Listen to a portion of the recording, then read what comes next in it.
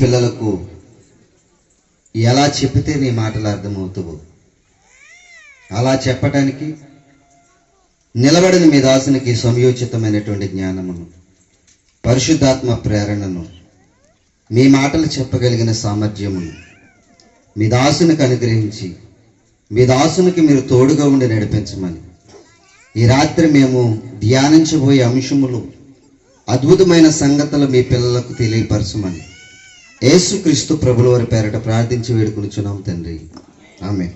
మంచిదండి. మొదటిగా తండ్రి అయిన దేవునికి యేసుక్రీస్తు ప్రభుల వారి పేరట నా హృదయపూర్వకమైనటువంటి వందనాలు, కృతజ్ఞతాస్తుతులు దేవునికి తెలియచేస్తూ, అలాగే ఈ స్థలానికి నన్ను ఆహ్వానించినటువంటి దైవజనులు మహిమకాంత్ కుమార్ గారికి, వారి యొక్క సతీమణి గారికి, వారి కుటుంబీకులకు, అలాగే వేదికను అలంకరించిన ప్రతి వారికి నా హృదయపూర్వకమైన వందనాలు తెలియజేస్తున్నాను. అలాగే దేవుని మాటలు వినడానికి వచ్చిన మీ అందరికీ నా నిండు హృదయపూర్వకమైనటువంటి వందనాలు తెలియజేస్తున్నాను. మంచిదండి. ప్రియమైన దేవుని వారలారా, ఈ రాత్రి మనము ధ్యానించబోయే అంశం ఏంటంటే, మీకు ఫ్లెక్సీలో వేశారు, ఆ ఫ్లెక్సీలో వేశారు, చింత లేని మనుషులు చింత కలిగిన దేవుడు అనేటువంటి అంశాన్ని మనం ఈ రాత్రి ధ్యానించబోతున్నాం.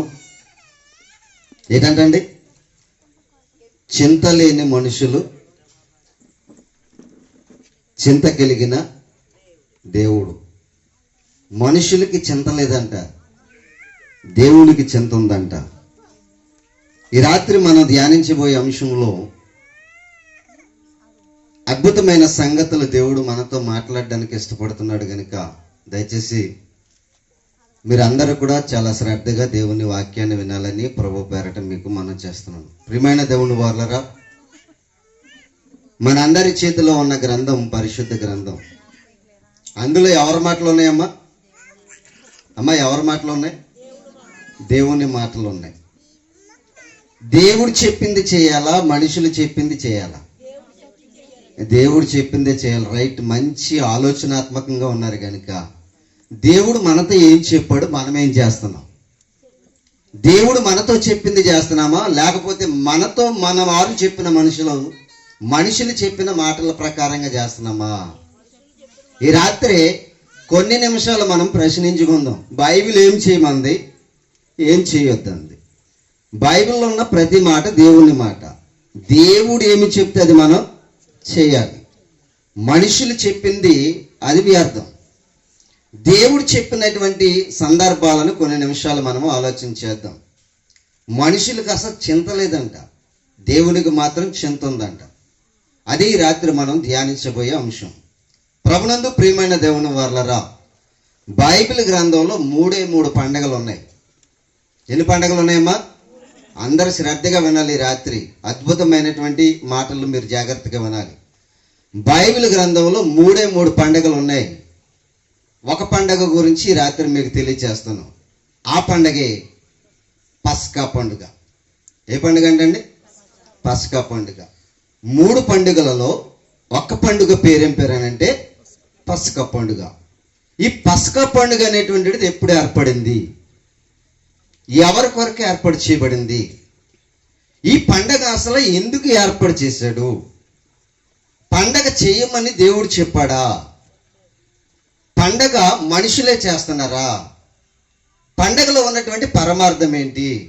ఈ రాత్రి కొన్ని నిమిషాలు మనము దేవుని లేఖనాల్లో నుంచి ఆలోచన చేయాలని ప్రభు పేరట మీకు మనవి చేస్తున్నాను. క్రొత్త నిబంధన గ్రంథములో మనకు ఎదురవుతూ ఉంటుంది. యేసుక్రీస్తు వారి యొక్క కాలంలో యోధ జాతి పండగ చేసుకునే అలవాటు ఉందంట. ఏ పండగ అది? ఏ పండగ చేశారు చూద్దాం. బైబిల్ గ్రంథాన్ని మనం చూసి పరిశీలన చేద్దాం. లూకా సువార్త 22వ అధ్యాయము 1వ వచనాన్ని చదువుకుందాం. బైబిల్లో ఏ పండుగ ఉందో చూడండి. అది చదవండి అమ్మా. ప్రధాన యాజకులు శాస్త్రులను ప్రజలకు భయపడిరి గనుక ఎలాగు చంపుదమా అని ఆయనను గురించి ఆలోచన చేస్తున్నారంట. ఏ పండుగ అంటమ్మా అది? పస్కా పండుగ, యూదుల పండుగ అనమాట ఇది. మీరు జాగ్రత్తగా వినాలి ఈ పండుగ గురించి. ఈ పండుగ అసలు ఎందుకు ఏర్పాటు చేశాడు యూదులకి? ఈ పండుగ వెనక పరమార్థం ఏంది అన్నది మనం ఆలోచన చేస్తే, ఇశ్రాయేలీల ప్రజలకు పస్కా పండుగ అనేటువంటిది ఏర్పాటు చేయడానికి ఒక కారణం ఉంది. ఆ కారణాన్ని మనం పరిశీలిస్తే ఈ పస్కా పండుగ యొక్క పరమార్థం ఏంటో మనకే అర్థమవుతుంది. అసలు ఆ పండుగ ఎందుకు చేయమన్నాడో కూడా మీకు బైబిల్లో అర్థమవుతుంది. చూద్దాం. కొన్ని నిమిషాలు జాగ్రత్తగా ఆలోచించాలని ప్రభు పేరట మీకు మనవి చేస్తున్నాను ప్రియమైన దేవుని వల్లరా. ఏండి, యేసుక్రీస్తు వారు కూడా ఈ పస్కా పండుగలో ఏండి ప్రతి ఏటా యెరూషలేములోనికి వెళ్ళేవారు. వీళ్ళ పండుగ ఎక్కడ చేసుకోవాలి? ఎక్కడ పడితే అక్కడ చేసుకోకూడదు. ఇశ్రాయేలీల పండుగలు చేసే కాలం ఏంటో తెలుసండి? ఎక్కడ పడితే అక్కడ, ఎప్పుడు పడితే అప్పుడు చేయకూడదు. ఆయన నియామక కాలాన్ని నియమించాడు.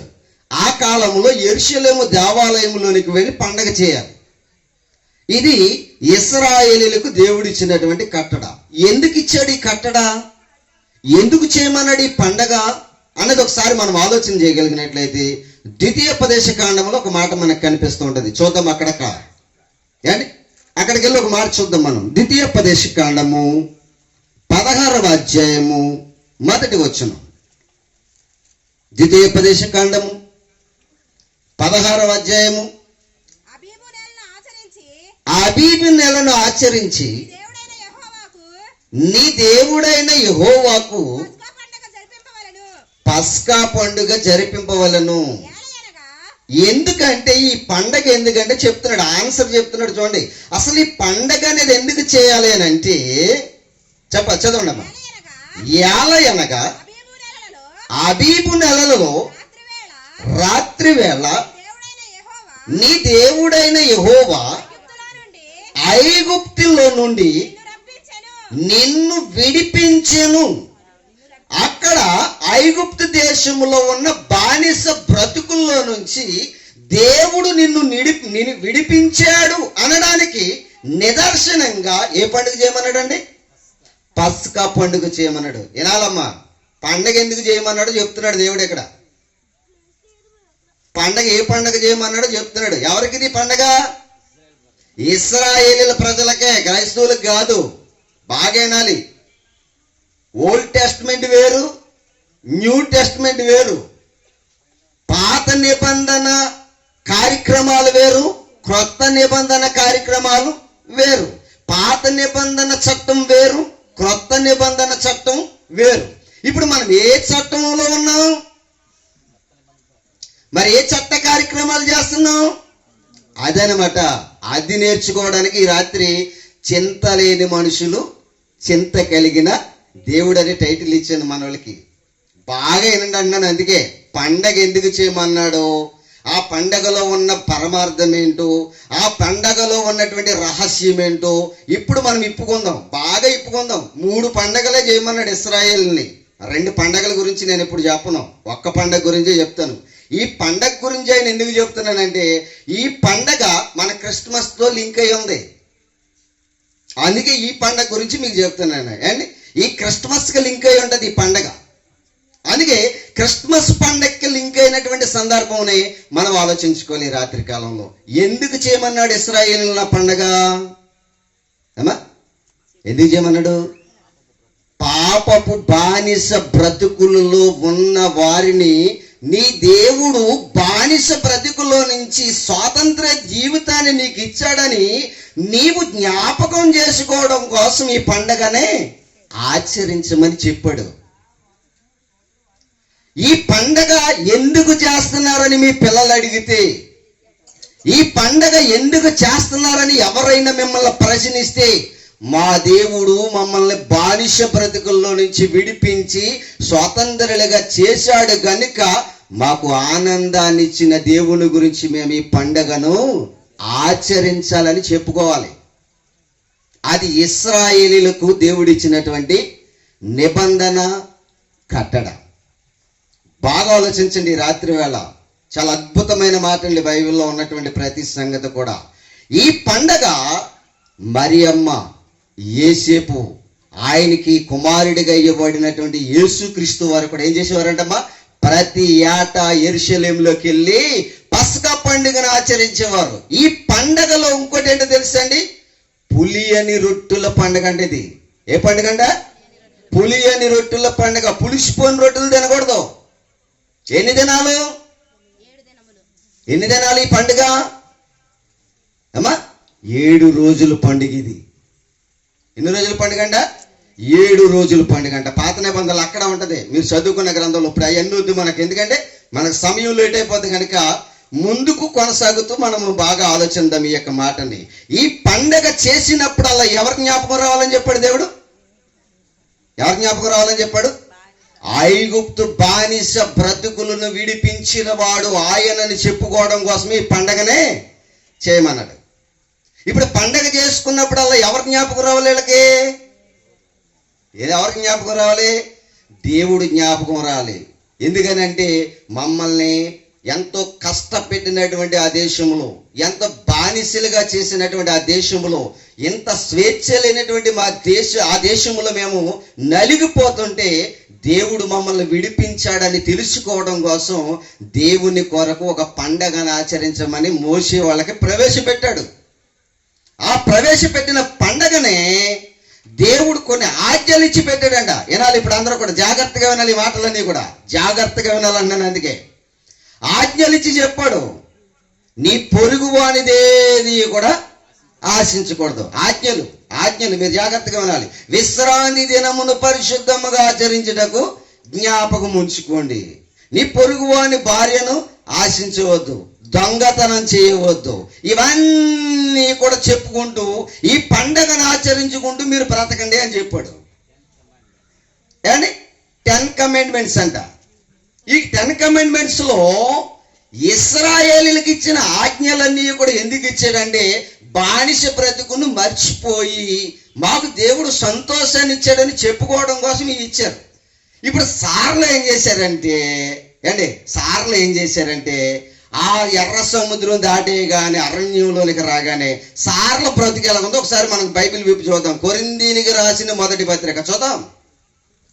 కొరింథీయులకు రాసినటువంటి మొదటి పత్రిక 10వ అధ్యాయము 7వ వచనం. జనులు తినుటకును త్రాగుటకును కూర్చుండి. దేనికమ్మా? జనులు దేనికండా? తినుటకును త్రాగుటకును కూర్చున్నారంట. తినడానికి కూర్చున్నారంట, త్రాగడానికి కూర్చున్నారంట. ఇప్పుడు తిని తాగిన తర్వాత వాళ్ళ పని ఏంటి తెలుసా? లేచారంట. లేచి ఏం చేస్తున్నారు? ఆడటం మొదలెట్టారండి. ఇప్పుడు ఏంటయ్యి ఆటలు ఏంటి? ఏం మాట్లాడుతున్నారు అనుకున్నారు వాళ్ళు? తాగేసి తినేసి తందనాలు ఆడుతున్నారు అంతే. దేవుడేమో క్రమముగా బ్రతకండి రా బాబు అని చెప్తే దేవుడిచ్చినటువంటి స్వాతంత్ర్యాన్ని మర్చిపోయి తిని తాగి లేచి ఆడటం మొదలు పెట్టారంట. వీళ్ళ పరిస్థితిని చూసిన దేవునికి ఎలాగుందో తెలుసామా? ఏనండి, నిశ్శబ్దంగా వినాలి దేవుని మాట, చాలా శ్రద్ధగా వినాలి దేవుని మాట. దేవుడు మేము బానిసలుగా ఉన్నాం, మమ్మల్ని పట్టించుకునే నాదుడే లేడని ఇశ్రాయేలీలు గోజాడుతూ ఉంటే, మొరపెడుతూ ఉంటే, వాళ్ళ యొక్క మొరను విన్న దేవుడు ఏం చేశాడు తెలుసా? మోషేను పుట్టించి బానిస బ్రతుకుల నుంచి విడిపించి, నేను మిమ్మల్ని విడిపించానని చెప్పుకోవడం కోసం ఈ పండగ చేయండి అని చెప్పి కొన్ని కమాండ్మెంట్స్ ఇచ్చి వాళ్ళని ఐగుప్తు దేశంలో నుండి ఎర్ర సముద్రం దాటించి అరణ్యంలోనికి నడిపిస్తే, అరణ్యంలోనికి వచ్చిన తర్వాత వాళ్ళు చేసే పని ఏంటనంటే తినడం, త్రాగడం, కూర్చుంటం, మరల లేచి ఆడటం మొదలు పెట్టారంట. ఇలాంటి పరిస్థితిని చూసిన దేవుడు ఏం చేస్తున్నాడు తెలుసా? వీళ్ళకి ఎలాగుంది? ఇప్పుడు తినే ఆడేవాళ్ళకి ఎలాగుంది? హ్యాపీ, సంతోషం. మనం కూడా అంటాం కదండి, హ్యాపీ క్రిస్మస్, మనకి హ్యాపీ. మరి నీకు హ్యాపీ, మరి నిన్ను విడిపించిన దేవునికి హ్యాపీయా? చూడండి ఇప్పుడు బైబిల్లో, మీరు విప్పి చూడండి ఇప్పుడు బైబిల్లో ఏముందో. ఇర్మియా గ్రంథము 13వ అధ్యాయము చూడండి, యిర్మీయా గ్రంథము 13వ అధ్యాయము 17వ వచనంలో దేవుని మనసు ఎలా ఉందో చూడండి. ఇప్పుడు ఆయనను మీరు నా మాట విననొల్లని ఎడల మీ గర్వమును బట్టి నేను చాటున ఏడుస్తున్నాను అంటున్నాడు దేవుడు. మీరేమో పండగలు చేసుకుంటున్నారు, ఆయనేమో ఏడుస్తున్నాడు. చింతలేని మనుషులు చింత కలిగిన దేవుడు. మీకు హ్యాపీ, మీకు సంతోషం. మరి ఎందుకు ఈ సంతోషం? ఆయనకు ఆనందంగా ఉందా? ఆయనకు సంతోషంగా ఉందా? నువ్వు పాటల్లో సంతోషం, బట్టలు కట్టుకోవడంలో సంతోషం, అండి తినడంలో సంతోషం, డ్యాన్సులు వేయడంలో సంతోషం. ఇప్పుడు సమాజంలో క్రిస్మస్లోకి ఎక్కడికి వెళ్ళినా చూడండి, పిల్లల్ని యవనస్తుల్ని ఏండి డ్యాన్సులకి స్టేజీల మీద ఉపయోగించేస్తున్నారండి. ఇక సినిమా రికార్డింగ్ డ్యాన్సులకని ఈ క్రిస్మస్ స్టేజీల మీద డ్యాన్సులకి ఏం తేడా లేదు. ఇక ఏంటిది? దేవుడు దుఃఖపడుతున్నాడు. ఏం చేస్తున్నాడంటే చాటును ఏడుస్తున్నాడంట. ముఖం తిప్పుకుని ఆయన ఏం చేస్తున్నాడు? ఏడుస్తున్నాడు. ఆయన దుఃఖిస్తే నువ్వేమో పండగ చేసుకుంటున్నావు. ఇదండి ప్రపంచంలో ఉన్నటువంటి భ్రష్ట పట్టినటువంటి స్థితి. దేవునికి మనశ్శాంతి లేదు, దేవునికి శాంతి లేదు, దేవుని సంతోషపరిచేవారు లేరు. దేవుని సంతోషపరిచే వారి కోసం దేవుడు చేస్తున్నాడు. బాగా ఆలోచించండి ప్రియులరా. చాలా తక్కువ మాటలు చెప్పి నేను ముగించేస్తాను, ఎందుకంటే సమయం ఎక్కువైంది. ప్రేమతో చాలా బాగా కూర్చున్నారు. మీ అందరికీ ఈ మాటలు వినిపించడం కోసం చాలా ఖర్చు చేశారు సహోదరులు. జాగ్రత్తగా ఆలోచించాలని రాత్రి మీకు మనవి చేస్తున్నాను. ఏ తండ్రి అయినా, ఏ ఇంటి యజమానైనా తన కుటుంబం పాడైపోతే సంతోషంగా ఉంటాడు? చెప్పండి మీరు. కానీ బాగుంటే పాడైపోతుంటే సంతోషంగా ఉంటాడు ఏ కుటుంబ యజమానైనా? ఏ తండ్రి అయినా సంతోషంగా ఉంటాడా? ఇంతమంది ప్రపంచంలో ఇప్పుడు ప్రస్తుతం భూప్రపంచంలో 250 దేశాలలో 800 కోట్ల జనాభాలో ప్రతి మనిషి చెడిపోతుంటే దేవునికి సంతోషం ఉందా? మీరికేమో క్రిస్మస్ సంబరాలు చేసుకుంటున్నారు. ఏటండి ఇది? ఏటండి? దేవునికేమో చింత, మీకేమో సంతోషమా? ఏమాత్రం చింత లేని మనుషుల్లా బ్రతుకుతున్నాం. ఇది బైబిల్లో చెప్తున్న మాట, నేను చెప్తున్న మాట. ఉందండి బైబిల్లో. మీకు ఏదైనా డౌట్ వస్తే, మీరు చెప్పింది తప్పండి బైబిల్లో లేదండి అని అంటే, మీటింగ్ అయిపోగానే నన్ను కూర్చోబెట్టండి, మాట్లాడేసుకుందాం. ఏమండి? అది కూడా మీకు శాంతిస్తున్నాను నేను. మీకేమైనా డౌట్ ఉంటే, మీకేమైనా సందేహం ఉంటే తెల్లవార్లు కూర్చోబెట్టేసి నన్ను అడిగేయండి. నేను ప్రతిదానికి మీకు సమాధానం చెప్పేస్తాను. ఓకేనండి? బైబిల్ చూద్దాం. ఇశ్రాయేలును పండగ చేసుకోమన్న దేవుడే వాళ్ళ చేసిన కార్యాలను బట్టి ఏం చేస్తున్నాడమ్మా? ఏడుస్తున్నాడు. ఏడ్చిన దేవుడు ఇంకొక మాట అన్నాడండి. ఇప్పుడు వచ్చేయండి మీరు బైబిల్లోనికి. ఆమోసు గ్రంథం చూద్దాం. బైబిల్ బాగా చదవాలని చెప్తున్నాను. అందరూ తీసుకోండి బైబిల్. ఈ రిఫరెన్స్లు అందులో ఉన్నాయో లేవో చూడండి. నేను చెప్తున్న ప్రతి మాట బైబిల్ గ్రంథంలో దేవుడు చెప్తున్న మాట. ఆ మాటలు నేను చెప్పినట్టుగా ఉన్నవో లేవో మీరు జాగ్రత్తగా పరిశీలన చేయండి ప్రియమైన దేవుని వాళ్ళరా. ఆమోసు గ్రంథము చూద్దామండి. 5వ అధ్యాయం 21వ వచనంలో దేవుడు ఏమని చెప్తున్నాడు చూడండి. మీ పండుగ దినములు నేను అసహ్యించుకొనుచున్నాను అంటున్నాడు. మీ పండుగ దినములు నేను సంతోషపడుతున్నాను అన్నాడా? అసహ్యించుకుంటున్నాను. మీ పండగలను చూస్తుంటే నాకు అసహ్యం వేస్తుంది. ఎందుకంటే నేను చెప్పింది ఒకటి, మీరు చేస్తున్నది ఒకటి. ఉందండి బైబిల్లో ఉందండి ఆ మాట. అమ్మ బాగా చదవండి. ఈ మాటలో చాలా బాగా చూడండి.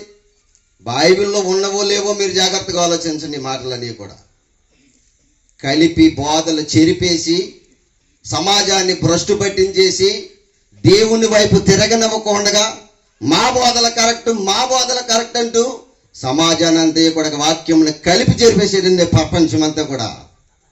బాగా ఆలోచించాలి. ప్రపంచం అంతా కూడా బైబిల్ని కలిపి చెరిపేసింది. ఎప్పుడు అనుకుంటున్నారు? ఇప్పుడు కాదు, మొదటి శతాబ్దంలోనే బైబిల్ని కలిపి చెరిపేశారండి ప్రియమైన దేవుని వల్ల. అమ్మా, ఆ వెనకాల పిల్లల్ని అల్లరి చేయనివ్వకండి. అమ్మ కూర్చోబెట్టండి. మంచి మాటలు చెప్తున్నప్పుడు వినాలండి. నేర్చుకోవాలి బైబిల్ని. ఇలా నేర్చుకోకే ఏమైపోయిందో తెలిసిన సమాజం అంతా కూడా చెడిపోయింది. మీ పండగ దినములు నాకు ఎలాగోనే అంటున్నాడండి ఆయన. అసహ్యం.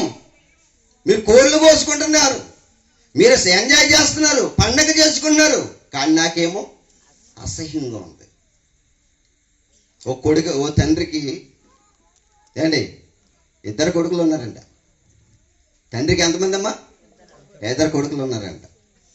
శుభ్రంగా తండ్రి ఇచ్చిన ఆస్తి అంతా కూడా ఎంజాయ్ చేస్తున్నాడు, సంతోషం ఆనందంగా ఖర్చు పెట్టాడు. ఆస్తి చేతిలో ఉందని చెప్పి ఆడికి ఆనందం. తండ్రికేమో ఆస్తిని పాడు చేసేస్తున్నాడు, ఆడు పాడైపోతున్నాడు అనే చింత ఉంది. తండ్రికేమో చింత, వీడికేమో ఆనందం. అందుకే టైటిల్ అందుకే ఇచ్చాను తమ్ముడికి.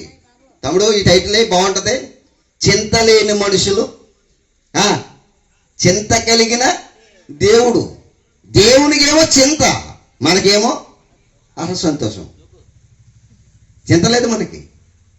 తండ్రికి 2 కుమారులు ఉంటే ఒక కుమారుడు అంటున్నాడంట, నాన్న నా ఆస్తి నాకు ఇచ్చి, ఎందుకంటే నా ఆస్తితో వ్యాపారం చేసుకుంటాను. ఏం చేసుకుంటాడంట? వ్యాపారం చేసుకుంటాడమ్మ. అమ్మా, ఇక చిన్నపిల్లల్ని అలా వదిలేండి, మీరు జాగ్రత్తగా వినండి. వాళ్ళు వదిలేండి, మీరు జాగ్రత్తగా వినాలి. ఎందుకంటే ఇప్పుడు వాక్యంలోనికి వచ్చాం కదా. ఇప్పుడు ఎవరిదే దేవుని సమయం. ఈ సమయంలో ఎవరు పని చేస్తారు అనుకున్నారు? సాతాను ఇప్పుడే పని చేస్తాడు. మనకి కాన్సెప్ట్ మార్చేయాలి కదా. వీళ్ళు ఈ వాక్యం ఇంటి అక్కడ మారిపోతారని కాన్సెప్ట్ మార్చేయాలి. అందుకని ఎవరినొకరిని మెదుపుతూ ఉంటాడు. మీరేమో ఆడివైపు చూస్తారు, దేవుని వాక్యాన్ని మర్చిపోతారు. ఈనాడు ప్రపంచంలో చాలా మంది సంఘాలకు వెళ్తారు. సంఘాల్లోకి వెళ్ళిపోయి చీర బాగుంది, డ్రెస్ బాగుంది, నీ చెవులీలు బాగున్నాయి, నీ క్లిప్పులు బాగున్నాయి, వాక్యం ఎక్కడంటారు? ఇంకా మిమ్మల్ని అన్నిస్తుందా? అప్పుడు దాకా బాగానే ఉంటారు. ఆరాధనలో కార్యక్రమాలన్నీ జరిగే వాటిల్లో బాగానే ఉంటారు. వాక్యానికి పాస్టర్ గారు లేచేటప్పటికి మీకు క్లిప్పులు బాగున్నాయి, చెవులీలు బాగున్నాయి, పట్టీలు బాగున్నాయి, ఉంగరాలు బాగున్నాయి, వీటిలోకి వచ్చేస్తారు. కారణం ఏంటి తెలుసా? వినుట వలన ఏం కలిగిద్దమ్మా? మరి అవిశ్వాసం నిన్ను పాడు చేయాలంటే ఏం చేయాలి? ఇప్పుడు వినకుండా చేయాలి. అదనమాట, జాగ్రత్తగా వినండి. అందుకే మీ పండగ దినములు నాకు ఎలాగున్నాయంట? అసహ్యంగా ఉన్నాయి. మీ పండగలు చేసుకుంటున్నటువంటి దినాలన్నీ కూడా నాకు అసహ్యంగా ఉన్నాయి. నాకు అసలు సంతోషం లేదు, నాకు ఆనందం లేదు. మీరేమో ఆనందంతో ఉన్నారు అని చెప్పేసి దేవుడు చాటును ఏం చేస్తున్నాడంటండి? ఏడుస్తున్నాడంట. ఇశ్రాయేలీల కాలంలో జరిగినటువంటి సందర్భం అది. ఈ పస్కా పండుగ అనేటువంటి సందర్భం ఏంటి తెలుసా? పులియని రొట్టెన పండుగలు 7 దినాలు చేసిన తర్వాత ఆఖరు దినాన్ని ఏం చేయాలి తెలుసా? పస్కా పశువును వధించాలి. ఈ పండుగలో ఇంకొక అద్భుతమైనటువంటి విధానం ఉందండి. పస్కా పండుగలో ఇంకోటి విధానం ఏంటో తెలుసండి ప్రియమైన దేవుని వల్లరా? పస్కా పండుగ రాగానే జైల్లో పెద్ద పెద్ద నేరాలు చేసినటువంటి బందిపోటు దొంగల్లో ఎవడో ఒకరిని జైల్లో నుంచి విడుదల చేయటం ఆనవాయితీ ఉందంట. చూద్దాం, బైబిల్లో చూడండి. నా మాటలు ఏమి వినొద్దు. యోహాను సువార్త వినాలి, బైబిల్లో చదవాలంతా కూడా. యోహాను గారు రాసినటువంటి సువార్త 18వ అధ్యాయము 39వ వచనం. యోహాను గారు రాసినటువంటి సువార్త 18వ అధ్యాయము 39వ వచనం ఏమని రాయబడి ఉందో చూడండి. అయినను పస్కా పండుగలో నేను మీకు ఒకరిని విడుదల చేయువాడును గలదు కదా, నేను యూదుల రాజును విడుదల చేయుటకు మీకు ఇష్టమా అని పిలాతు అడుగుతున్నాడు. ఎవరిని? యూదులందరిని అడుగుతున్నాడు. అడగద్దు, యేసు ప్రభు అన్నవాడు మాకొద్దు, మాకెవడు కావాలి? బందిపోడు దొంగ అయినా వాడే కావాలి, ఆ విడుదల చేసేయి. వాడు నరహత్యలు చేసినా, సమాజంలో అల్లర్లు చేసినా మాకు ఆడే కావాలి. మాకెవరొద్దు? యేసు ప్రభు వద్దు. అంటే పస్కా పండుగలు ఏం జరుగుతుందమ్మా? ఏమన్నారు ఇప్పుడు? పస్కా పండుగలు ఏం జరుగుతుంది? ఖైదీకి అదేంటి, నేరము నుండి విడుదల కలిగించే స్థితి ఉంది. నేరస్థ స్థాపన చేయబడినటువంటి బందిపోడు దొంగకు పస్కా పండుగలు ఏం కలుగుతున్నాడమ్మా? విడుదల. మర చదువుండి ఆ మాట, యోహాను సువార్త 18వ అధ్యాయము 39వ వచనం. అయినను పస్కా పండుగలో నేను మీకు ఒకరిని విడుదల చేయు వాడిక కలదు అంటున్నాడు. పిలాతు గారు చెప్తున్నాడు ఈ మాట. అబ్బాయి, ప్రతి పస్కా పండుగలో సంవత్సరానికి ఒక పస్కా పండుగ జరుగుతుంది కదా. ఈ పస్కా పండుగలో జైల్లో మగ్గిపోతున్న వారు, పాపము చేసి బంధింపబడిన వారు, నేరం చేసి బంధింపబడిన వారు ఈ పస్కా పండుగ రాగానే జైల్లో నుంచి విడుదల కలిగిద్ది వారికి. ఇక్కడ పస్కా పండుగ అనేటువంటి సందర్భాన్ని గమనిస్తే యేసు ప్రభు వారు పుట్టాడని మీరు పండుగ చేసుకుంటారు. ఆయన మనలను, పాపములో బంధించబడిన మనలను విడిపించడం కోసం పస్కా పశువుగా బలైపోయాడు. ఎందుకు బలైపోయాడు అంటే నిన్ను బంధించిన పాపము నుంచి విడుదల కలిగించడం కోసం పస్కా పండుగ. అది ఈ క్రిస్మస్ యొక్క ఆలోచనాత్మకమైనటువంటి సందేశం. ఎలాగూ యూదులందరూ పండగ చేసుకుంటున్నారు. ఏ పండగ? పస్కా పండుగ చేసుకున్నారు. వీళ్ళందరూ పండగ చేసుకుంటుంటే పండగలోకి వెళ్ళిన యేసు ప్రభు ఏం చేస్తున్నాడు చూద్దాం. ఇప్పుడు మత్తయి సువార్త చూద్దాం. మత్తయి సువార్త 26వ అధ్యాయము, మత్తయి గారు రాసినటువంటి సువార్త 26వ అధ్యాయము 37, 38 వచనాలు చదువుదాం. పేతురును జెబెదయి ఇద్దరి కుమారులను ఆయన వెంట పెట్టుకుని పోయి, అదిగో ఏడిస్తానికిని చింతాక్రాంతుడగుటకును ఆయన ప్రయత్నం చేసేదంట. ఎవరైనా? యేసుక్రీస్తు వారు. మీరు జాగ్రత్తగా గమనించి ప్రియమైన దేవుని వాళ్ళరా, యేసు ప్రభు పుట్టి ఎంతకాలమైందమ్మా? ఎంతకాలమైంది? 2024 సంవత్సరాలు అయిపోయింది. 2024 సంవత్సరాల క్రితం యేసు ప్రభు వారు భూమి మీద పుట్టాడు కదా. పుట్టిన ఆయన ఏ ఒక్కరోజైనా పండగలు సంతోషించినట్టుగా బైబిల్ ఎక్కడైనా కనిపిస్తుందా? యేసు ప్రభు వారు పండగలలో సంతోషించాడన్న మాట బైబిల్ ఎక్కడైనా కనిపిస్తుంది మనకి? బాగా ఆలోచించండి. ఆయన ఎలాగున్నాడంటే పస్కా పండుగలో అందరూనేమో, యూదులందరూనేమో యెరూషలేము దేవాలయంలో పండగలో సంతోషం చేసుకుంటున్నారు. ఏంటి ఆ సంతోషం? ఇందాక చూపించింది మీకు. తిరుగుటమును త్రాగటమును కూర్చున్నారంట. అది మళ్ళా అరగడానికి లేచి డ్యాన్సులు వేయడం మొదలు పెట్టారు. మనోళ్ళు అంతే కదా, క్రిస్మస్ అని పేరు చెప్తే మేకలు దిగిపోవాలి, కోళ్ళు దిగిపోవాలి, బాటలు మూతలు విప్పేయాలి, తెంపేయాలి. ఇదే కదండి. అంతేనా? మరి నీ సంతోషంగా ఉన్నావు, రైటే. మరి నువ్వు ఎవరి పేరు చెప్పుకుని పండగ చేసుకుంటున్నావు? ఆయనకు సంతోషం ఉందా? ఆయనకు సంతోషం ఉందా? ఇప్పుడు మహిమాకాంత కుమార్ గారు పుట్టినరోజు చేసుకుంటున్నాడంటే ఆయన కేక్ కట్ చేస్తున్నాడు, మనల్ని అందరినీ పిలిచాడు. మనం అందరం సంతోషంగా ఉన్నాం, మనతో పాటు ఆయన కూడా సంతోషంగా ఉండాలి. ఆయనేమో దేవాలుగా కూర్చుని ఏదో ఆలోచిస్తూ ఉంటే మనం పండగ చేసుకుంటే ఆయనకేంటి? అది ఆలోచించవలసిన విషయం. అది మనము చేస్తున్న పండగలో దేవునికి ఏమైనా సంతోషం కలుగుతుందా?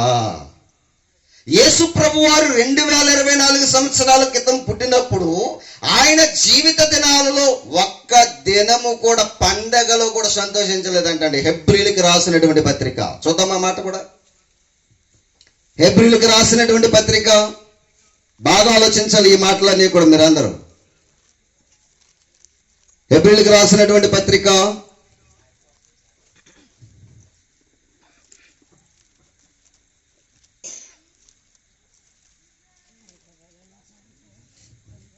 5వ అధ్యాయము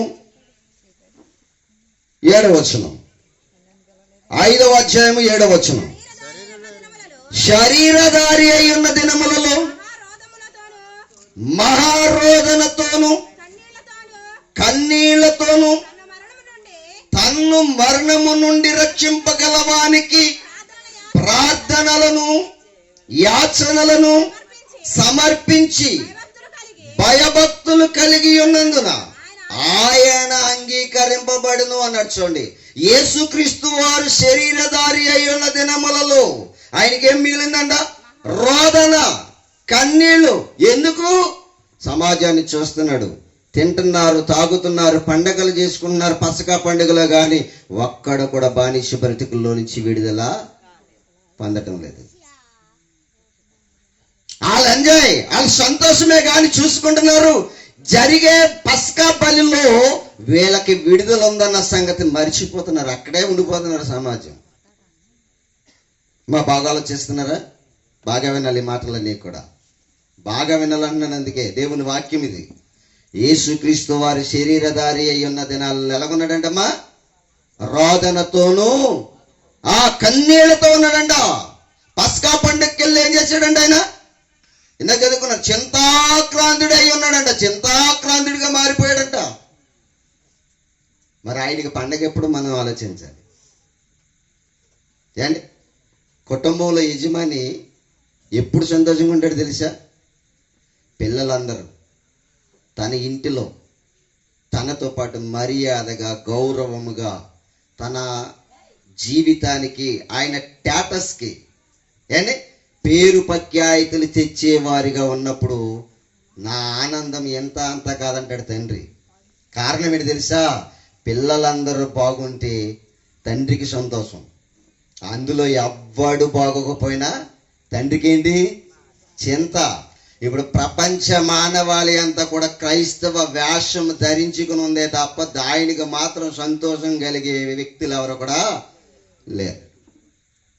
మనమందరం ఎవరమో తెలుసండి? మనమందరం, నాతో సహా అని చెప్తున్నాడు.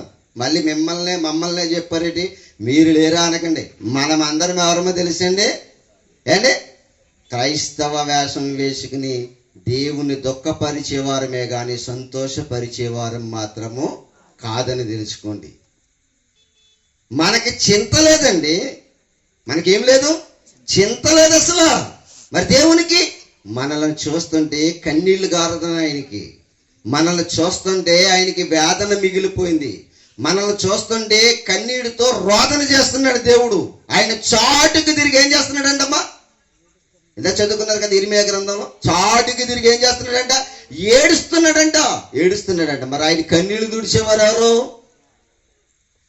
ఎవరొకరు తొడవాలి కదా. ఆయన కన్నీళ్లు తుడిచేవాడు ఎవరు?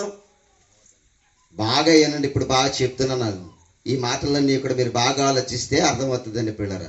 తండ్రికి అతి ప్రేమ కలిగిన కుమారుడు ఉన్నాడు అనుకోండి, బాగా ప్రేమిస్తున్నాడు అనుకోండి. ఆ బాగా ప్రేమించే కుమారుడు చెడిపోయాడు అనుకోండి, అసలు ఆయనకి నిద్ర కానీ ఏండి ఆహారం మీద కానీ నీళ్ల మీద కానీ ఉంటుందంటారా? ఉండదు. ఎందుకని? ఆయన పాడైపోతున్నాడు. ఆయన్ని ఎక్కువగా ప్రేమించాడు తండ్రి కదండి. దేవుడు కూడా మనల్ని ఎంతో ఎక్కువగా ప్రేమించాడు. బైబిల్ ఏమనుంది? దేవుడు లోకమును ఎంత ప్రేమించాడంట. మనం ఎంత పాపులమైనా కానీ ఆయన ఎంతో ప్రేమించాడంట. ఎంత ప్రేమించాడంటారా? మిమ్మల్ని మార్పు చెంది తన వైపు త్రిప్పబడే వరకు కూడా ఆయన ప్రేమిస్తూనే ఉంటాడు. ప్రేమ దేవుని వల్ల ఆయన చింత ఎప్పుడు పోతుందో తెలుసా? మనం మార్పు చెందినప్పుడు. ఆయన చింత లేనిటువంటి స్థితికి మనం తీసుకురావాలంటే మనం అందరం చేయవలసిన పని ఏంటో తెలుసమ్మా? తినడం, తాగడం, గొంతులేయటం కాదు. మనసును మార్చుకోవాలి, బ్రతుకును మార్చుకోవాలి. దేవునికి ప్రతిఫలముగా లేకపోతే అర్పణగా ఏమివ్వాలి తెలుసా? మన జీవితాలను అర్పణగా ఇవ్వాలి. జ్ఞానులు ఏం తెచ్చారమ్మా? జ్ఞానులు ఏం తెచ్చారు? సాంబ్రాణి తెచ్చారు, బోళం తెచ్చారు, బంగారం తెచ్చారు. మనమేం తేవాలంటున్నాడు క్రీస్తుడు? మన జీవితమే దేవునికి అర్పించేయాలని చెప్తున్నాడు. జీవితాన్ని అర్పించడం లేదు, కోడులను అర్పించేస్తున్నారు, కోసుకుని మీరే తినేస్తున్నారు. మీకేమో సంతోషం, ఆయనకేమో బాధ, చింత. చింత కలిగిన దేవుడు ఆయన. మన అందరి ఎడల దేవుడు ఎంతో బాధపడుతున్నాడండి ప్రియులారా. మీ పండగ దినాలు ఏమని చదివాడండి? ఇందాక మీరు బైబిల్లో చదువుకున్నారు కదా. మీ పండగ దినములు నాకు ఎలాగున్నాయి అన్నాడు, అసహ్యం వేస్తుంది. అసలు మీ పండగ దినాలను చూస్తుంటే నాకు అసహ్యం వేసేస్తుంది అంటున్నాడు దేవుడు. బాగా ఆలోచించమంటున్నాడు. అందుకే దేవుడు ప్రియులారా, దేవుని యొక్క లేఖనాల్లో ప్రతి మాట కూడా మీరు బాగా ఆలోచించగలిగినట్లయితే మనలను ప్రేమిస్తున్నాడు. మనం మార్పు చెందే వరకు కూడా దేవునికి చింతపోదండి ప్రియులారా. బైబిల్లో ఇంకొక అద్భుతమైన మాట చూడండి. పేతురు గారు రాసిన మొదటి పత్రిక 5వ అధ్యాయం 8వ వచనం. పేతురు గారు రాసినటువంటి మొదటి పత్రిక 5వ అధ్యాయం 7వ వచనం. పేతురు గారు రాసినటువంటి మొదటి పత్రిక 5వ అధ్యాయం 7వ వచనం. ఆయన మిమ్మును గూర్చి ఏం చేస్తున్నాడంట? నేనేమో రాసుకొచ్చానంటారా ఈ మాట? నా బైబిల్లోనే ఉందంటారా? మీ బైబిల్లో కూడా ఉందమ్మా? ఎవరు చింతిస్తున్నారు? ఎవరి గురించి అంట? ఆయన, మళ్ళా చదువుతాం 5వ అధ్యాయం బాగా కొల్లెడు చూడండి అమ్మా బైబిల్లోనే. రేపొద్దు నేను వెళ్ళిపోయాక ఆయన అట్టుకోకండి. అట్టుకునేది ఏదో ఉంటే నన్ను పెట్టేసుకుంటే ఇప్పుడు బైబిల్లో బాగా చూడండి. అందుకే పేతురు గారు రాసిన మొదటి పత్రిక 5వ అధ్యాయం 7వ వచనం ఏమని రాయబడింది? ఆయన మిమ్మును గూర్చి పండగ చేసుకుంటున్నాడు అని ఉంది బైబిల్లో. ఏమనుంది? చింతించుచున్నాడు, ఏడుస్తున్నాడు. ఆయనకి కన్నీళ్ళే మిగిలిన మన జీవితాలను చూస్తుంటే. తండ్రిని అడగ్గానే మనం బాగా ఇచ్చేస్తామనుకోండి, కుమారుడు వెళ్ళిపోయి ఎంజాయ్ చేస్తున్నాడు, పాడైపోతుండే, తండ్రికి ఏమైపోతుందని చెప్తున్నాను ఇందాక నుంచి. బాధ చూడండి, బైబిల్లో మాట ఉంది. లేని మాటలు ఏమి మనం ఆలోచించొద్దండి ప్రియమైన దేవుని వారు. లోక సువార్త 15వ అధ్యాయము. నేను బైబిల్లో మాటలు ఉన్నాయో లేవో చూడండి. లూకా గారు రాసినటువంటి సువార్త 15వ అధ్యాయము. దయచేసి మనం ఒక మాటను మనం చదువుకుందాం. 11వ వచనం కానించి మనం చదువుకుందాం. మరియు ఆయన ఇట్లనెను, ఒక మనుషునికి 2 కుమారులుండిరి. వారిలో చిన్నవాడు తండ్రి ఆస్తిలో, మీరు బాగా పుట్టినట్లు ఇక్కడ జాగ్రత్తగా అండర్లైన్ చేసుకోండి. ఎవరి ఆస్తిలో? తండ్రి ఆస్తిలో. అన్నక్కడ అండర్లైన్ చేసుకోండి, తర్వాత మీకు చెప్తాను నేను దాని గురించి అండి. మరియు ఆయన ఎట్లనను, ఒక మనుషునికి 2 కుమారులుండిరి. వారిలో చిన్నవాడు తండ్రి ఆస్తిని నాకు వచ్చు భాగము పంచిపెట్టెను. కొన్ని దినములైన తరువాత ఆ చిన్న కుమారుడు సమస్తమును కూర్చుకుని దూరదేశమునకు ప్రయాణమైపోయి అచ్చట తన ఆస్తిని దుర్వ్యాపారం వల్ల పాడు చేసెను. అదంతయు ఖర్చైన తరువాత ఆ దేశమందు, దేశానికి వచ్చింది, ఈడికి వచ్చిందా? ఎలాగంటున్నారండి వాక్యం? ఆ దేశంలో ఈడికి వచ్చింది కరువు, ఆ దేశానికి కాదు. ఆ దేశం మందు ఈడికి అంత ఖర్చు అయిపోయిన తర్వాత ఈడికి కరువు వచ్చింది. దేశానికి అంటే ఇలాగే అంటున్నాం మన వాక్యం. దరిద్ర ప్రసంగాలు అన్నీ కూడా, ప్రసంగాలన్నీ దరిద్రమే. చెప్పేవారు సరైన లేకపోతే వినేవాడు ఎలాగైనా వింటాడు. బాగైనారు. అందుకే వాక్యం అంటే చాలా పవిత్రమైందండి ప్రియమైన దేవుని వలన. వాక్యం చాలా భయము, భక్తి కలిగించేది.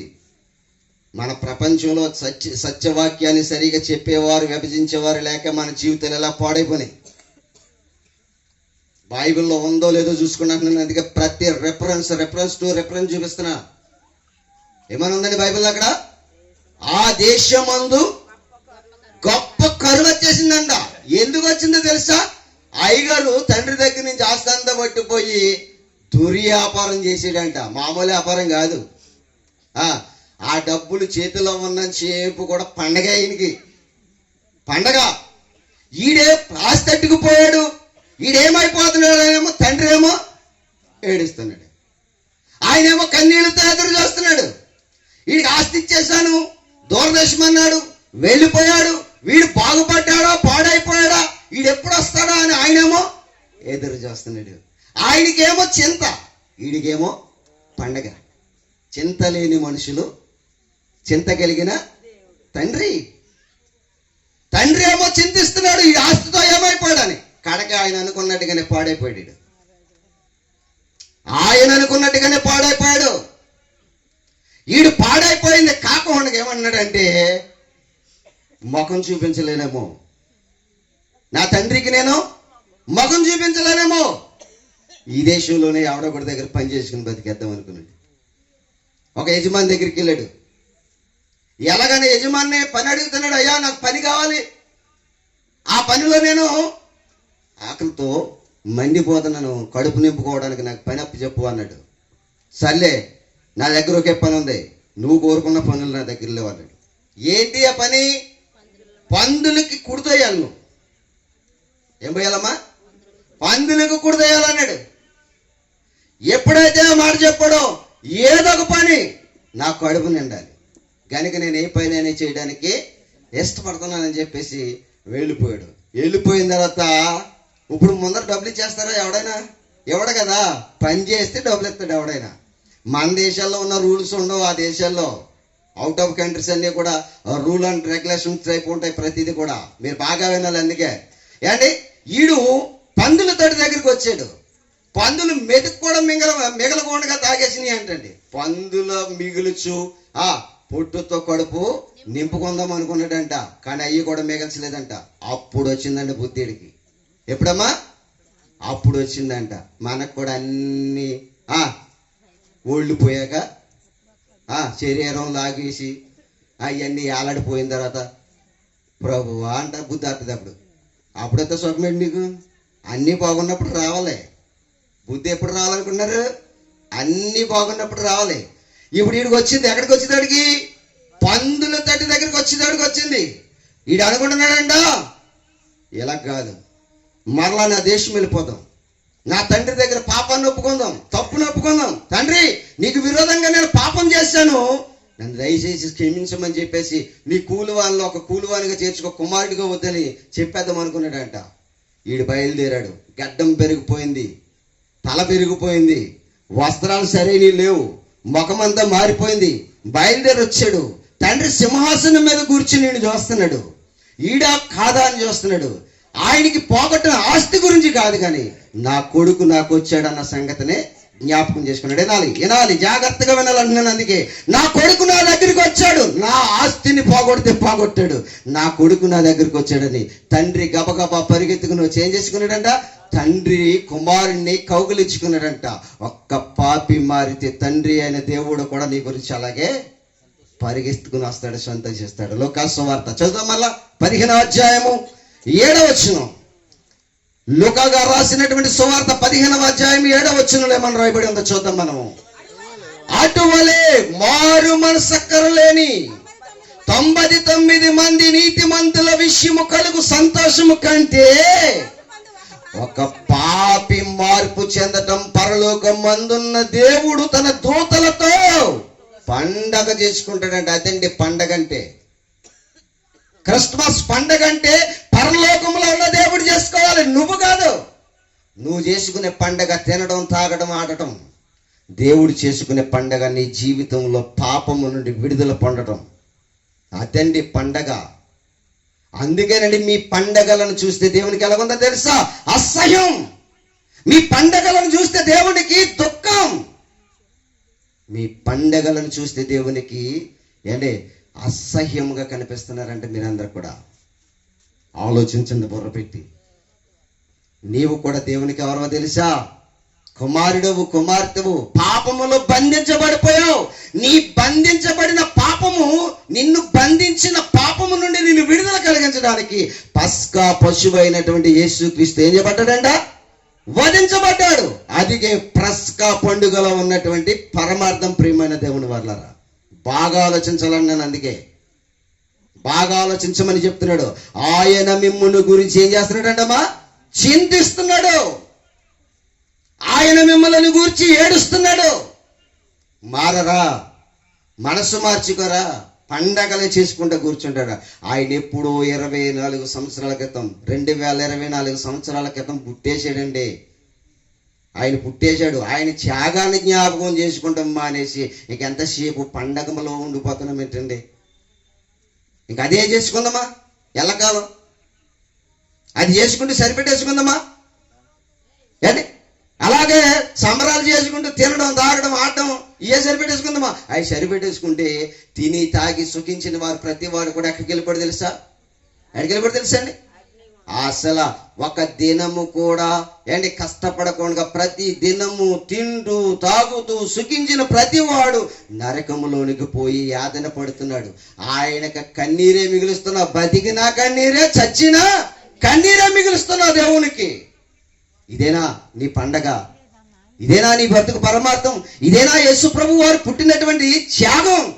ఆయన పుట్టినటువంటి విధానాన్ని మనం ఆలోచించగలిగినట్లయితే ప్రియమైన దేవుని వల్లరా, ఆయన పుట్టింది నిన్ను పాపము నుండి విడుదల కలిగించడానికి. ఆయన పుట్టింది ఆయన బలి అయిపోయి నిన్ను విడుదల కలిగించాలని. చదువుకున్నారు కదండి మీరు ఇందాక, మరలా చదవండి ఆ మాటని. యోహాను సువార్త 18:39 మరలా చదవండి ఏమనుందో.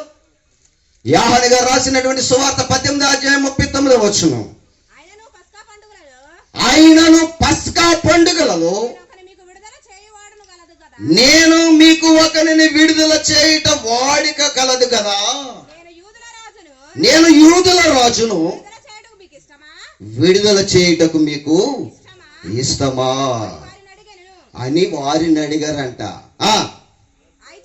అయితే వారు వీనిని వద్దు, అది ఆ బందిపోడు దొంగ అన్నవాడు అయినటువంటి బరబ్బానే మాకు విడుదల చేయమని కోరారంట. ప్రియమైన దేవుని వారలాడా, తండ్రి కూడా కుమారుడు తప్పిపోయి తిరిగి వచ్చిన తర్వాత కావుగిలించుకుని ఏం చేశాడమ్మా? ఏం చేశాడంట? పనివారితో ఏమని చెప్పాడమ్మా?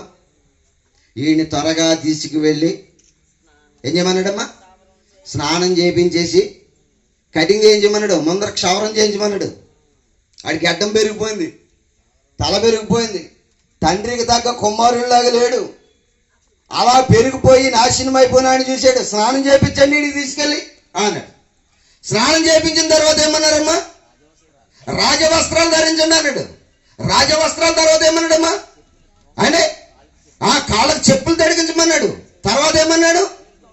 రింగ్ తడగమన్నాడు. రింగ్ తర్వాత సింహాసనం మీద కూర్చోబెట్టండి ఆయన అంటున్నాడు. నా కొడుకు తప్పిపోయి తిరిగి వచ్చాడు, చనిపోయి మరలా బ్రతికాడు, పండగ చేయండి అంటున్నాడు. ఇప్పుడు ఏం చేయమన్నాడు? ఇప్పుడు తండ్రితో పండగ ఉందా? కుమారుడు వెళ్ళిపోయినప్పుడు పండగ ఉందా? కుమారుడు ఒంటరిగా పండగ చేసుకున్నాడు, తండ్రి లేడు అందులో. బాగైనా ఇప్పుడు కుమారుడు చేసుకునే పండుగలో ఎవరు లేరు? తండ్రి లేడు. ఇప్పుడు కుమారుడు ఇంటికి వచ్చిన తర్వాత తండ్రి కుమారులు పనివారు కలిసి పండగ చేసుకుంటున్నారు. అదే పరలోకంలో జరిగే పండగ. ఆ పండగలో నీవు మార్పు చెంది తండ్రి దగ్గరికి వచ్చినప్పుడు ఆయన చేసుకుంటాడు దేవదూతలతో పండుగ. స్నానం అంటే బాప్తిసం, వస్త్రం అంటే రక్షణ. దయచేసి వినాలి, సువార్త అనే సమాధానపు జోడు దొడుకుని పరిగెత్తాలి మనం అందరం కూడా. వింటారా? ఇవన్నీ కూడా తొడుక్కుని దేవుడిచ్చే మహాసింహాసనానికి వారసులం కావాలి మనం అందరం కూడా. మాకేం ఆస్తి ఇచ్చాడండి, మేము ఖర్చు పెట్టేయడానికి అనుకున్నారా? ఈ తప్పిపోయిన కుమారుడికి ఆస్తి ఇచ్చాడు, వాడు ఖర్చు పెట్టేసుకున్నాడు, నాశనం చేశాడు. మాకేమి ఇచ్చాడు అనుకున్నారా? శరీరం దేవుడిచ్చిన ఆస్తి. ఏటమ్మా? నీ శరీరము దేవుడిచ్చిన ఆస్తి. నువ్వు ఖర్చు పెడుతున్నావు, నీ కొరకు ఖర్చు పెడుతున్నావు. ఏం చేయాలంటే చేసేస్తున్నావు, పాపం చేయాలనుకుంటున్నావు, చేసేస్తున్నావు. నీదా? దేహము ఎవరి వలన నీకు అనుగ్రహించబడిందో నీకు తెలుసు. బైబిల్ ఎప్పుడైనా చదువుకున్నారా? దేవుని వలన దేహము నీకు ఇచ్చాడు. నీ ఇష్టానుసారంగా చేయడానికి కాదు, ఆయన ఇచ్చిన ఆస్తి నీకు అది. ఆ శరీరములో ఆరోగ్యాన్ని దేవుడిచ్చాడు, అది కూడా నీ కొరకే ఖర్చు పెడుతున్నావు. ఇలాగూ ఖర్చు పెట్టి పాడు చేసి పాడైపోతున్నా నీవు ఎప్పుడు తిరిగి వస్తావా నా దగ్గరికి, స్నానం చేపిద్దాము, వస్త్రాలు తొడుగుదాము, సింహాసనం మీద కూర్చోబెడదామని ఆయన ఎదురు చూస్తూ చింతిస్తున్నాడు. నువ్వేమో చింతలేని మనిషిలా బ్రతుకుతున్నావు. అర్థమవుతుందండి? నేను ఇచ్చిన టాపిక్కి మీకు బైబిల్ కనెక్ట్ అవుతుందా అవుతలేదా? బాగా కనెక్ట్ అవ్వాలి మీకు. బైబిల్ బాగా కనెక్ట్ అవ్వాలి. ఇది ఎవరి మాట అని చెప్పాను? దేవుని మాట. దేవుని మాట దేవుని మాట లాగానే చెప్పాలి, ఒక్కరగా చెప్పకూడదు, మన ఇష్టం వచ్చినట్టు చెప్పకూడదు. బైబిల్ని ఇంత బాగా ఆలోచించాలి. బైబిల్ చెప్పేటప్పుడు ఇంత బాగా ఆలోచిస్తేనే బైబిల్లో ఉన్న దేవుని మాట మనకి కనెక్ట్ అవుతుంది. మార్పు చెందరా, మారరా, తండ్రి దగ్గరికి తిరిగి రారా. తప్పిపోయిన కుమారుడు తప్పు తెలుసుకున్నాడు, నా తండ్రి దగ్గరికి వెళ్ళిపోదాం అనుకున్నాడు, వచ్చేసాడు, తండ్రితో పండగ చేయించుకునే భాగ్యాన్ని పొందుకున్నాడు. మరి మనం ఎప్పుడు మారుతాం? ఎప్పుడు మారుతాం? ఇంకా శరీరాన్ని జీవితకాలం అంతా కూడా 2024 సంవత్సరాలు జరిగిపోయినా కానీ యేసు ప్రభు ఇప్పుడే పుట్టాడు అన్నట్టు పాట పాడతాం మనం. ఇప్పుడు పుట్టాడా ఏండి? పుట్టు నువ్వు అలాగే ఉన్నావా? నీకు ఏళ్ళు గడిచిపోతున్నా, సాగుకి వెళ్ళిపోతున్నాం మనమందరం. ఇంకా ఆయన ఏమో పుట్టాడు, మరణించాడు, మన గురించి చేయవలసిన త్యాగాన్ని చేశాడు, వెళ్ళిపోయాడు. మరలా రెడీగా రావడానికి వస్తే సంఘాన్ని తీసుకెళ్ళడానికి ఆయన వస్తుంటే ఆయన వచ్చే ఆయనకేమో పుట్టినరోజు పండుగలు చేస్తున్నాం మనం. ఇది ఎక్కడ న్యాయం అండి? యేసు ప్రభు వారి రాకడకు మనం ఏం చేయబడాలి? ఎత్తబడి గుంపుగా సిద్ధపడాలి. మరి సిద్ధపడవలసిన కాలంలో మనం ఏం చేస్తున్నాం ఏంటి? ఇది బైబిల్లో ఉన్న మాట కాదంటారా? బైబిల్లో ఉన్న మాట, బైబిల్ చెబుతున్న మాట, బైబిల్లో దేవుడు మనకి సెలవిచ్చిన మాట. దేవుడు ఏది చేయొద్దన్నాడో అది చేస్తాం, దేవుడు ఏది చేయమన్నాడో అది పక్కకు పెట్టేస్తాం. మనకి దేవుని మాట కంటే ఎవరి మాటలు ముఖ్యమో తెలుసా? మనుషుల పారంపర్యాచారాలు ముఖ్యం మనకి. ఏ ఆచారాలు ముఖ్యమమ్మా? మనుషుల పారంపర్యాచార్యములు ముఖ్యం మనకే. యేసు ప్రభు వారు పాత నిబంధన అంతా కూడా కొట్టివేయబడుతుందిరా బాబు, మీరందరూ కూడా కొత్త నిబంధన కాలంలోనికి వచ్చేసారు, ఇశ్రాయేలీయులారా, 12 గోత్రాల వారులారా, మీరు మార్పు చెందాలి, మీ రక్షణ కోసమే దేవుడు నన్ను పంపాడు కుమారుడిగా అని ఆయన అంత మొత్తుకున్న కానీ మాకు అక్కర్లేదు, దీన్ని సిలువేసిండి అన్నారు. ఆయన సిలువెక్కడం మనకి మేలు కోసమే ఎక్కెళ్ళండి. మరి ఆ పసగా పశువు వధించబడిపోయింది కదా. వధించబడింది ఎందుకని చెప్పాను నేను ఏంటి? ఎందుకు వధించబడింది ఏంటి? మనం పాపములో బంధించబడిన వారిని విడుదల కలిగించడం కోసం. ఇశ్రాయేలీయులకు ఎందుకు ఆ పండగ ఇచ్చాడు? ఐగుప్తు దేశంలో ఉన్న బానిసరకంలో నుంచి మమ్మల్ని ఇడిపించాడని నిదర్శనం చేసుకోవడానికి ఈ పసకా పండుగ మనకే ఇచ్చాడని వాళ్ళకి గుర్తుగా ఇచ్చాడు. ఇప్పుడు పసకా పశువుగా యేసుక్రీస్తు వధించబడిపోయాడు. బాగా ఆలోచించండి అమ్మా. ఆయన మనలను గురించి ఏం చేస్తున్నాడంట? చింతిస్తున్నాడు. ఆయన శరీరాన్ని ఇచ్చాడు ఆస్తిగా, ఆయన ఆరోగ్యాన్ని ఇచ్చాడు ఆస్తిగా, ఆయన ఆత్మనిచ్చాడు ఆస్తిగా, అంటే మనకి ఎన్నో ఇచ్చాడు. అవయవాళ్ళ ప్రతిది కూడా ఆయన ఇచ్చిన ఆస్తినండి ప్రియమైన దేవుని వాళ్ళరా. దానిని మనం పాడు చేస్తూ దేవుణ్ణి ఏం చేస్తున్నాం తెలుసా? చింతింప చేస్తున్నాం. కొడుకు పాడైపోతుంటే తండ్రి మనశ్శాంతిగా ఉండలేడు. ఆఖరిగా నేను ఒక మాట చెప్పి నేను ముగించేస్తాను ఏండి.